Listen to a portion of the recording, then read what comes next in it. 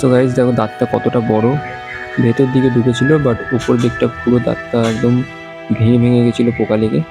আর মিষ্টি এখনো শুয়ে আছে, ডাক্তার দেখানো হয়ে গেলে আমরা বেরোবো। তো গাইস ওরা দাঁত তোলা হয়ে গেছে, দাঁত তোলার পরে অবস্থাটা দেখো, ঠিক আছে এরকম অবস্থা হয়ে গেছে। আস্তে করে বের করো। আজকে যাচ্ছি আমরা আন্দামানের গোলঘরে। এবার থেকে আমি ঠিক করেছি কি জানো, যে আমরা আন্দামানে যেহেতু আছি, তো আন্দামানে যেখানে যেখানে যাব সেখানে সেখানে সেই সেই জায়গাগুলোর নাম তোমাদের আমি বলবো। তো গোলঘর নামটা শুনে কি মনে হচ্ছে তোমাদের? তো ওখানের বাড়িগুলো সব গোল গোল, আসলে না, গোলঘর হচ্ছে একটা জায়গার নাম। তো সেই জায়গায় যাচ্ছি কি কারণে সেটা তোমাদের এবার জানিয়ে দিই। এই হচ্ছে মিষ্টু। তো গত দুদিন ধরে ও খুব খুব দাঁতে ব্যথায়, মানে দাঁতের যন্ত্রণায় কষ্ট পেয়েছে।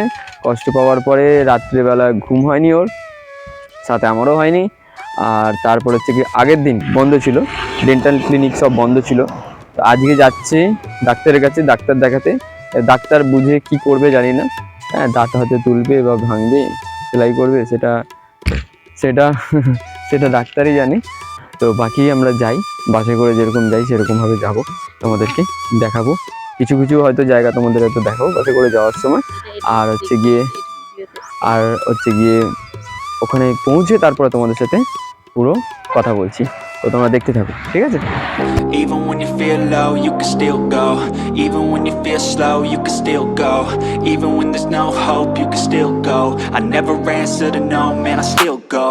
Go, go, go, go, go, go, go, go, go, go, go, go, yeah, go, go, go. Hustle hard, hustle every single day. I'll be making. Guys আমরা বাস থেকে নেমে পড়েছি, তোমাদেরকে বলেছিলাম যে গোলঘরে। তো জায়গাটা দেখে দিই, এই হচ্ছে সেই জায়গা, ঠিক আছে, গোলঘর, ঠিক আছে। তো এখানে আমরা নেমে পড়েছি।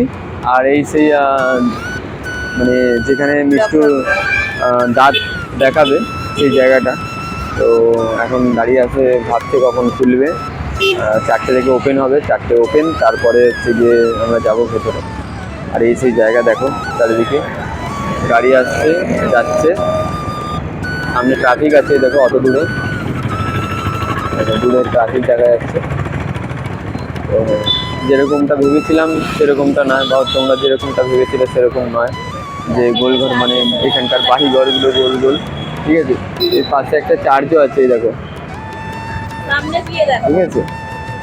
তো সামনে গিয়ে দেখায়, মিষ্টি বলছে সামনে গিয়ে দেখাতো, এখানে একটা চার্চও আছে।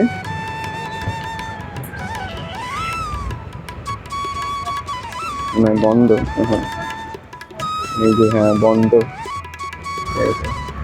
কি লেখা আছে দেখো, মিশনারিজ অফ, তারপর এগুলো বলতে পারছি না, ঠিক আছে, ইংলিশটা তত ভালো জানি না সেই জন্য। যাই হোক চলো, ওয়েট করছি আমরা এখন ডাক্তারের জন্য। ডাক্তার চলে এলে তারপরে ভেতরে যাবো, এখনো ক্লিনিকটা খোলেনি, তারপরে আমি দাঁত তুলতে ঢুকবো। এখন যাচ্ছি ফুচকা খেতে, চল। যাই হোক ফুচকা খেতে যাচ্ছেন, ফুচকা না খেলেও দাঁত চলবে না বা দাঁতের ডাক্তার দেখাবে না, তাই বলেছে, ঠিক আছে।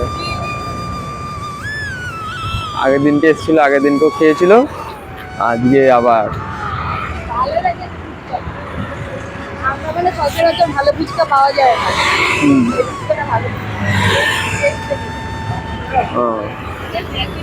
এই ফুচকা খাওয়ার আগে হাত ধুচ্ছে, এখানে ফুচকা হাত ধুচ্ছে, ফুচকা খাওয়া হাত ধুয়ে রেডি হয়ে গেছে, ফুচকা রেডি হয়ে গেছে। তো গাইস এই জায়গাটা দেখো কিরকম, এইদিকে একটা রাস্তা, ওইখানে একটা রাস্তা, ওইদিকে, তারপরে ওইদিকে একটা রাস্তা, তারপরে এইদিকে একটা রাস্তা, ঠিক আছে। এতগুলো রাস্তা, জায়গাটা একটা গোল।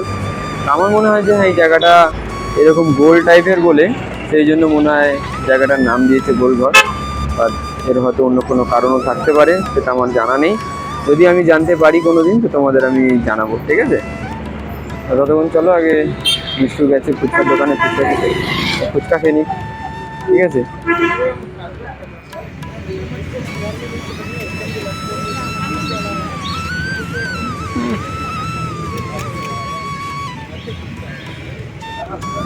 এখানে বসেছি, কেন বসেছি সেটা তোমাদের আমি দেখাচ্ছি।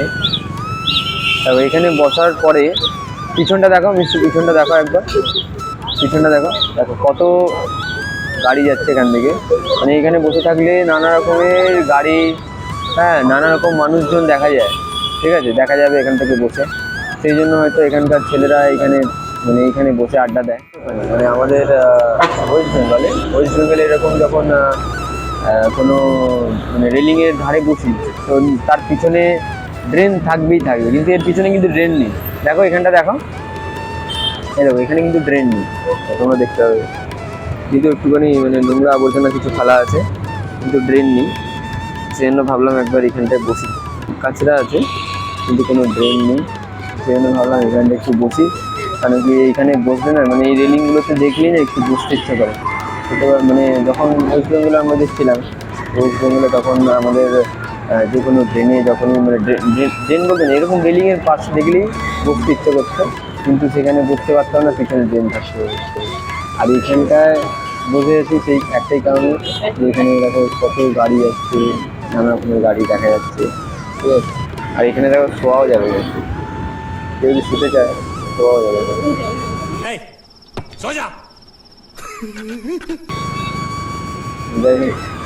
শুলে হবে না এখন, কেন কি ডাক্তার দেখাতে এসেছি মিষ্টুকে নিয়ে, তো ওকে ডাক্তারটা দেখাই, তারপরে ওর রুমে ফিরে যেতে হবে, ঠিক আছে।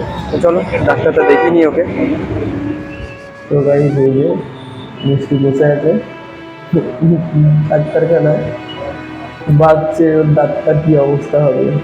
এই দেখো পিছনে, ওর পিছনে দাঁতের সব জিনিস দেখাচ্ছে, দেখানো আছে দাঁতের কী কী হয় এখানে, ঠিক আছে।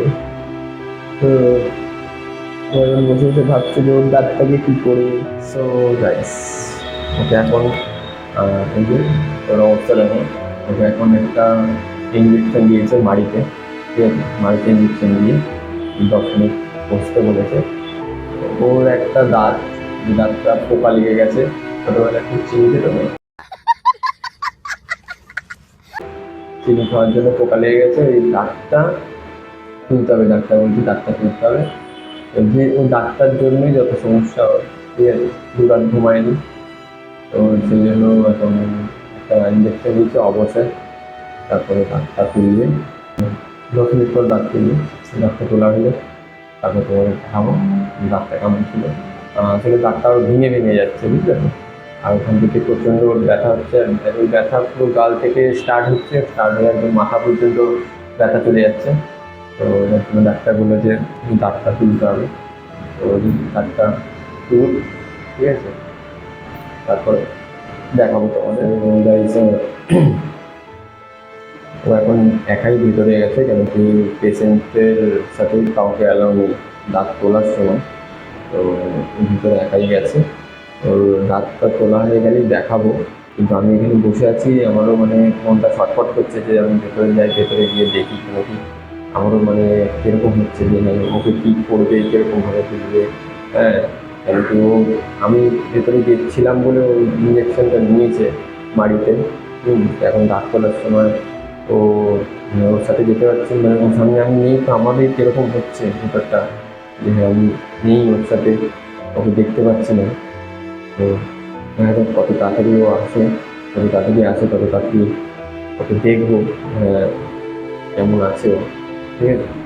তাড়াতাড়ি আসুক ডাক্তার তুলে, আমি তো ভেতরে যেতে পারবো না, তো সেজন্য আমি বাইরে বসে আছি, ঠিক আছে।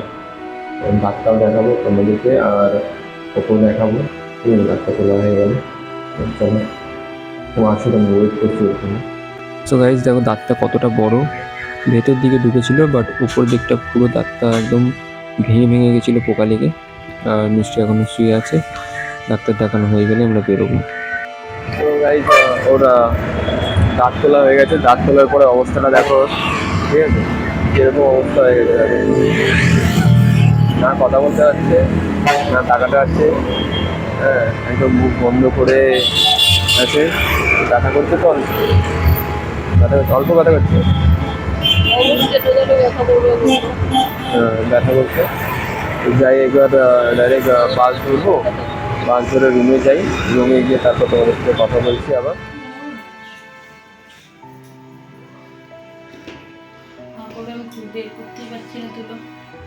আস্তে করে বের করো, একটু ইয়ে করো, জল নিয়ে কুলকুচি করো। তো এইমাত্র এলাম গাইস। তো ডাক্তার ওকে বলেছিল যে বাড়িতে গিয়ে, মানে 1 ঘন্টা পরে বলেছিল তুলোটা বের করে ঠান্ডা জল দিয়ে কুলকুচি করে তারপরে খাবার খেয়ে ওষুধটা খেতে। তো আমরা যেহেতু ইয়েতে থাকি, মানে এতটা দূরে থাকি যে আমাদের ইয়ে করতে মানে বাসে করে আস্তে আস্তে অনেকটা সময় হয়ে গেছে, ঠিক আছে। ঠান্ডা জল দিয়ে কুলকুচি করে আস্তে আস্তে। নিতে হচ্ছে না ঠান্ডা জল? বেশি ঠান্ডা হয়ে গেছে নাকি? সেই তুলোটা